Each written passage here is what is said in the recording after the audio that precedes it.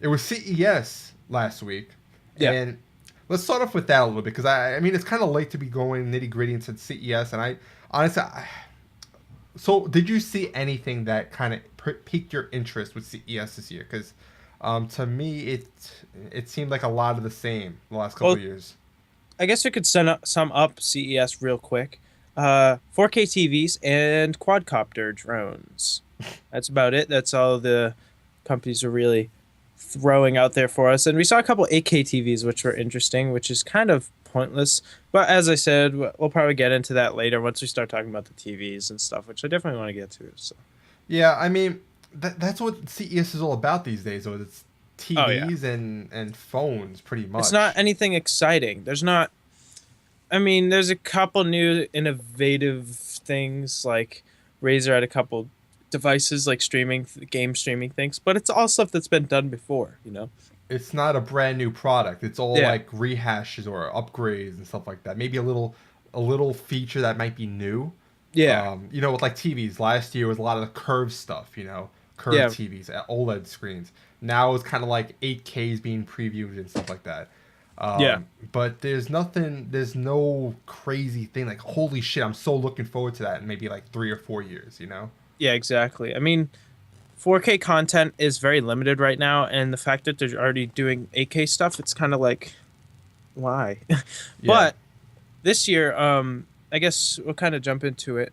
They I didn't see any 3D televisions. That's kind of like been wiped off the face of the earth a little bit. I mean, it's very minimal amount of TVs that are offering 3D as like a big feature, which is good. But we also saw like one of the first 8K TVs that I saw. It had glassless or glassesless. It's kind of a mouthful. Glassless. It is glassless. Yeah. No, because that would be talking about. I think it's glassesless. No, it's glassless. Oh, okay. Um, 3D technology, which would be really cool. Uh, and everyone said that it was a good touch. It wasn't like overdone. So that's exciting. I mean, to me, 3D is kind of it's at this point it's dead for all intents and Yeah, purposes. for that style of 3D especially. But I feel like if we get into this glassless 3D, I'd definitely pick it up. You know? Well, yeah, that's the whole thing that's kind of holding back 3D as we know it right now. You Yeah. have to. Uh, First, there was the active 3D where you actually had to have battery powered glasses and stuff Yeah. like that. And that's what I have for both That's my like 3D Sony, right? TVs. Sony and Panasonic. And Well, most of them, Samsung, everything had that early on, and it's a pain because you have to change the battery sometimes. It's the little watch batteries that they use, yeah. so it a lot of times I wouldn't use it for a while and they would just die out. So I gotta when I actually wanted to use it, they would be dead. But now the new thing is the passive technology where it's just actual regular glasses with a film on it, no circuitry inside of it. But Yeah. even that, it's like you got to pull out the glasses when you want to use it. It's like it's a whole ordeal, in my opinion. Instead of rather where you sit down on the couch, you just watch TV and stuff like that. Mhm. So there's so many barriers around 3D, and you just don't see it being pushed out a lot. The only reason I have it is because the TVs I wanted just happened to Just have had it. 3D. I didn't actively seek out a 3D TV. And you rarely use it.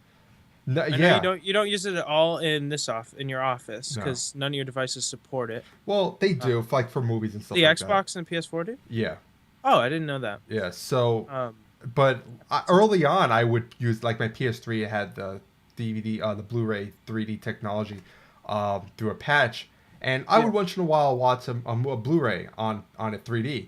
But it became annoying, and it's not. It doesn't look as good, obviously, because yeah, it's halving the resolution. and it costs much more money. One of the movie stores, local movie stores, if they have a like a 3D Blu-ray section of the movies, and it's like $5-10 more just for that 3D feature.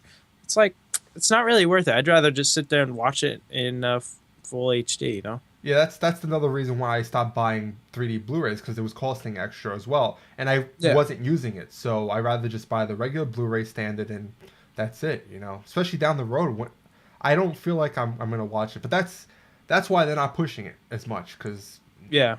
a lot of people have the Um, same sentiment.